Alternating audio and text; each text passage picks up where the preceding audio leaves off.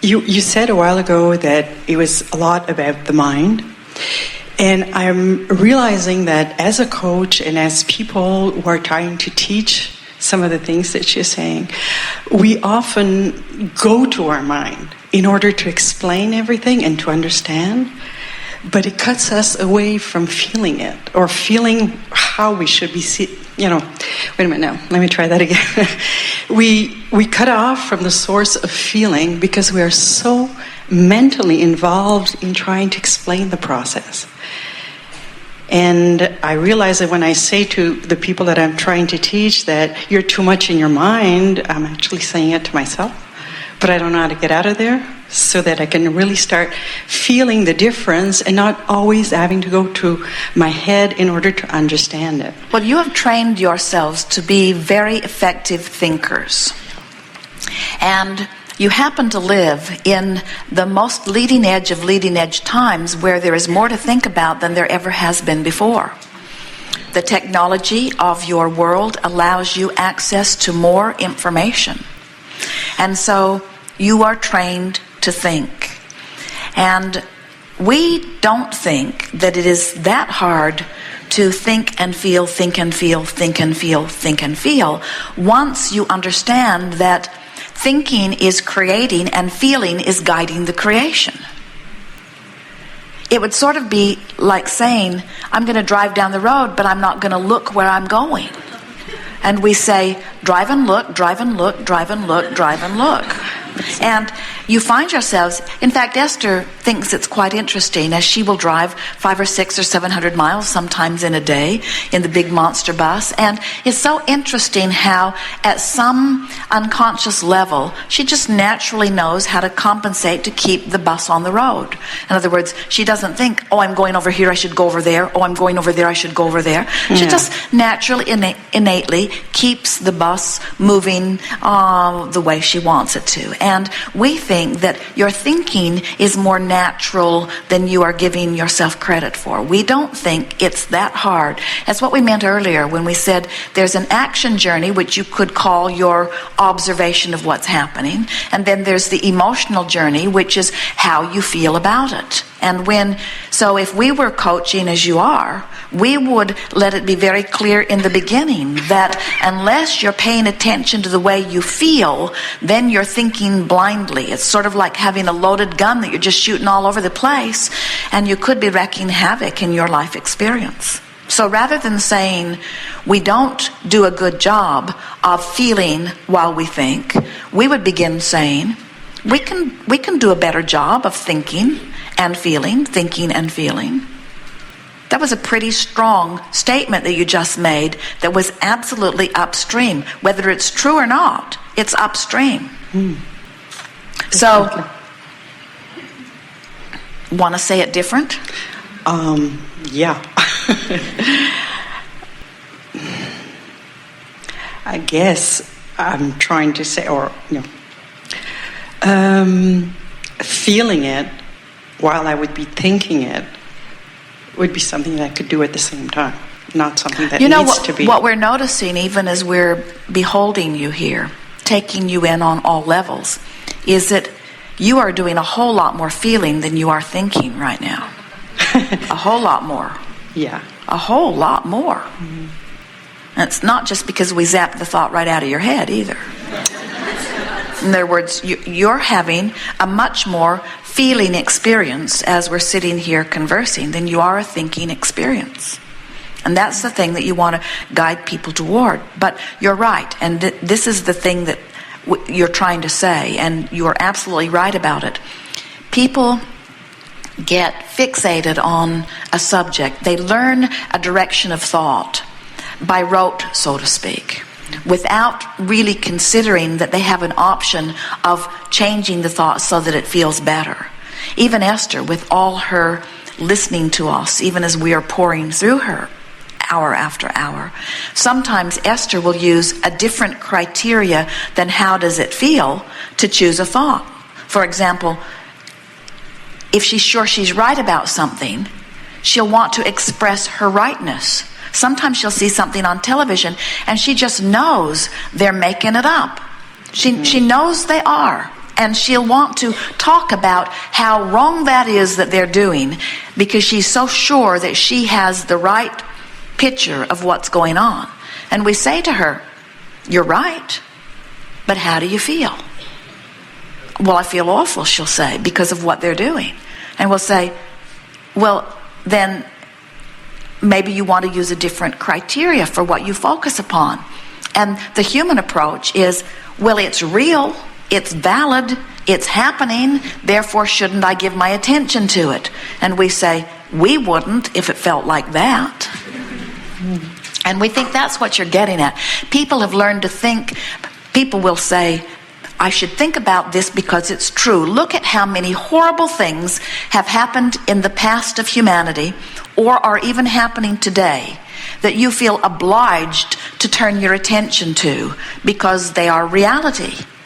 And we say, but a feeling being who is guiding themselves by the way they feel, a feeling human who is reaching for the thought in the way that their inner being is approaching the thought, would feel their way into the thought. They wouldn't pull their way into the thought. They wouldn't say, well, what do most people think? They wouldn't have conversations with other people. They wouldn't be trying to test the water. They wouldn't be trying to figure out what the human consensus is and then throw out the right ones, wrong ones, and keep the right ones. They would be evaluating every thought by thought by thought by thought. What's my inner being think about this? What's my inner being think about this? What's my inner being think about this? Give us an example of something that you run across frequently with the people that you are coaching.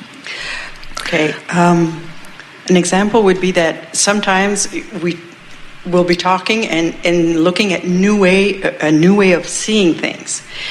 But the argument starts within your own mind. And it says like, well, you need to have, in French I call it la folle du logis, or the crazy lady upstairs starts talking, as opposed, and sort of it wears you down, and all your arguments of why I should do this and how I should start doing a different way, you keep convincing yourself that it's not going to work anyway, or that it's not the right way, or that it's too difficult, or you just think about it too much. Because law of attraction says, since that's the thought that's most active within you, changing that thought is not going to be easy.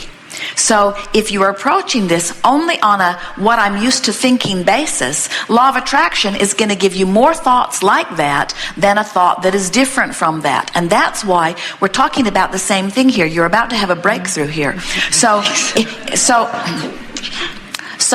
if you are stuck in a sort of trend of a thought, that's because law of attraction is giving you another thought like the one you've been thinking, and another thought like the one you've been thinking. And if you are only thinking in terms of the thought that you've been thinking, then it's going to get more and more and more and more and more in the direction of that. But when you say, I care how I feel while I think, and my criteria for my choosing of thought is about the way I feel, now you have the only chance that you will have of choosing a different thought. We say to our friends, if you've got a negative thought going on and you're unaware of it, don't worry, it will get bigger. And if you've still got a negative thought going on and you're still unaware of it, don't worry, it will get bigger until eventually something happens in your life. And this is the wonderful thing about this contrasting experience. When you really know what you don't want, you really know what you do want. So the advantage, so you see, you can't lose, because let's say you've got pesky little negative thoughts and you're unaware of them. Pesky little negative thoughts, pesky little negative thoughts, pesky little negative thoughts. And it's the pesky little negative thought is giving birth to a little positive thought, but not much is going on and no real reason to worry about it. Everybody thinks like this and I'm just one of them. So you don't pay any attention to the way you feel, and you don't do anything about changing the direction of your thought. And law of attraction then ups the stakes by bringing more things that match that, until your life is more about these pesky little things that you don't like. Everywhere you go, more and more and more and more and more. So now the pesky little things that you don't like are aggravating you more, And the stronger the emotion is within you, which indicates, I really don't want this, which means I really do want this. So now you're swinging a wider swath. I don't want this, I do want this. And you see, this is what gets the momentum in the stream moving more strongly. So now these pesky little thoughts are getting bigger and bigger, and what you want is becoming more and more, and your stream is moving faster and faster. And the faster your stream moves, and you still having those pesky little thoughts, now a faster moving stream in that attitude of resistance is having a bigger effect in your life. That's why the negative emotion is becoming stronger, you see. And the stronger the negative emotion, eventually it reaches the sort of critical mass where either something happens that makes you really know what you don't want, which helps you really know what you do want, or you become aware that you cannot abide in this negative emotion anymore, and you deliberately turn and try to find better feeling thoughts. There are a lot of people here just because they want to feel better, and there are people here who have done this thing until they're in a critical place where they really have something that they need to turn around, you see. So just relax in it. We really make too much of this. For a while we called this the science of deliberate creation.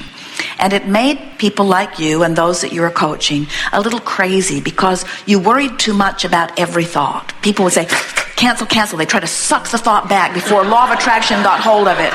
Yes. And then we began explaining that that's just the process of life. You're just going to wade through the data and you're going to give birth to all kinds of things that you want. You're going to do step one all over the place, and Source is going to answer what you're asking for, but then you got to find some way of allowing what you've been asking for in. And when we began talking about art of allowing, that's when people began realizing that it really is, it really is about learning to chill and allow yourself the better feeling thoughts that put you in the place of receiving what you've been asking for. There are a lot of people who want to be goal setters. They want to define their goals. They want to state not only what they want, but when they will come and how they will come. They want to sort of control their life experience, and there isn't anything wrong with that. But what happens is, in that attitude of control, is you find yourself often, when you want something and you can't figure out how it's going to come, to turn upstream, and then your awareness that it isn't coming contradicts everything that you're working for.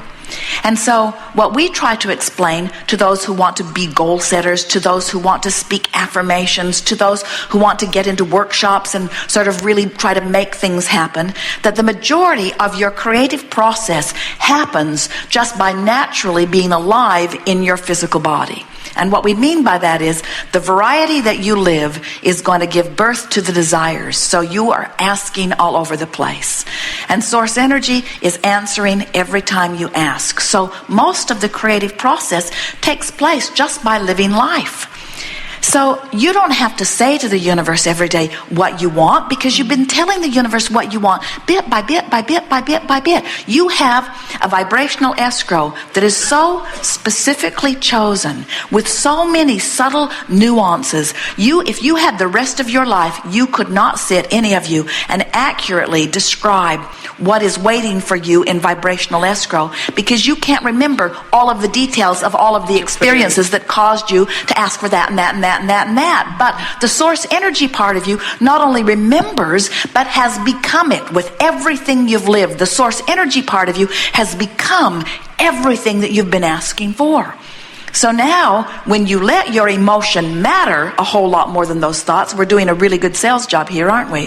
When you let those emotions matter more than all of those cluttered, scattered thoughts. I care about how I feel enough that I'm going to choose a thought that gives me a feeling of relief, and another, and another, and another. Now what happens is you are doing the only work you ever needed to do. You have guided yourself in the direction of that which you have become. And as you start coming into alignment with that, you'll wonder what the big deal was ever about. Yeah. You'll wonder why you ever worry. That every now and again, Esther will laugh at herself as she will sit in an attitude of writing a goal. And then she will remember, oh yeah, you already know that, don't you? It's like the entire universe knows so much clearly than she could ever speak what she wants. Her work is just to chill and allow herself the thoughts that put her in alignment with what she's been asking for.